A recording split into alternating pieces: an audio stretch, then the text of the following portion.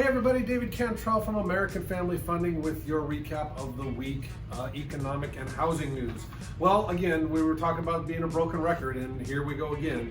Consumer prices were up 4.2% over last year, the biggest jump since 2008. Well, again, we expected this because last year was so low that anything was going to show good news. But I'm not saying it's not good news, I'm just saying it was kind of expected. We knew that this was going to be start happening.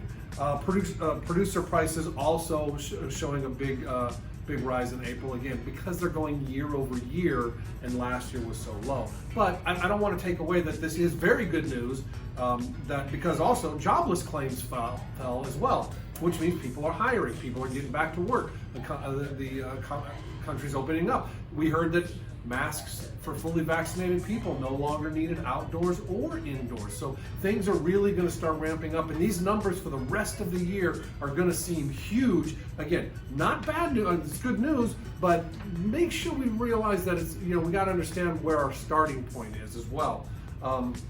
Housing news. Applications for purchases up 13% last week over week, which is great. That's good news. Refinances, this is strange, up 3%. I thought that would be pretty much flat because rates, have kind of creeped up just a teeny bit. But again, up big over where they were last year, but still good news in that area. The one thing that's a little tight right now is inflation. You're hearing inflation a lot. Let me tell you, if you go to our Facebook page, American Family Funding, on Monday morning, Elliot Eisenburg, our company analyst, is going to be on there. He does a great job explaining exactly what's going on in the world of inflation. And I agree with him 100% that we are seeing a lot of inflation right now, but again, part of that is because things are opening up.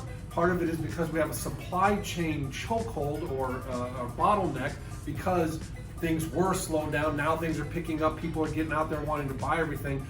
The supply chain has not caught up yet, so that's causing a little bit of inflation. And the reason why we talk about inflation so much is because inflation has a very big effect on interest rates and mortgage rates. So the mortgage area, we're not seeing rates really jump up as much as you hear all this inflation talk, because I think that the mortgage investors are realizing this is probably going to be a short-term thing, maybe from now to the end of the year. And that's why the Fed keeps saying, we know inflation is popping up, we see it, but we think is going to be temporary. Until we get that unemployment number down a lot lower from where it is, I don't think the Fed is going to make any moves with regards to inflation. So again, good news out there, things are opening up, we're getting back in the right area.